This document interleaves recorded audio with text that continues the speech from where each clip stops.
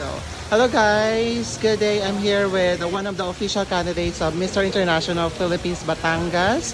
I'm here with Jess Mark. Hi Jess Mark. Hello, my name is Jesmar Trinidad and I'm from Tanawan City, Batangas. Also representing Tanawan City. Wow. And I am 23 years old. So, that's all. Alright. Kumusta ka naman Jess Mark? Right now, I'm doing fine. I'm doing great. I can see that I'm doing great.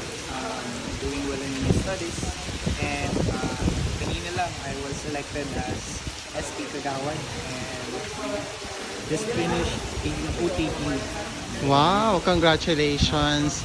And now, you are competing sa Mr. International Philippines Batangas. So, ano na yung mga preparation na pinaghahandaan mo dito? Well, I'm preparing about my mental health and the physique. And syempre,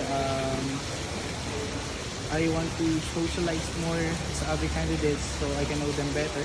So, hindi lang competency ang nangyayari. And there is, I want to have a brotherhood na namubuo sa amin. Ay, aside from brotherhood, ano pa yung na-expect mo dito sa sa pagsali mo sa Mr. International Philippines Batangas? Oh, it's I expect na this is going to be challenging. Kasi as you can see, ang mga kalabang ko ay talaga namang gagaling. And but I'm not saying na I'm giving up. I'm going all out for them.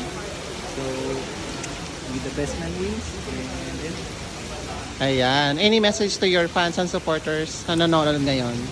thank you very much po sa pag-support sa akin hanggang dito. And sana po samahan niyo pa rin po ako hanggang dulo ng laban nito. And God bless you. Thank you, Jess Mark, and best of luck sa journey mo.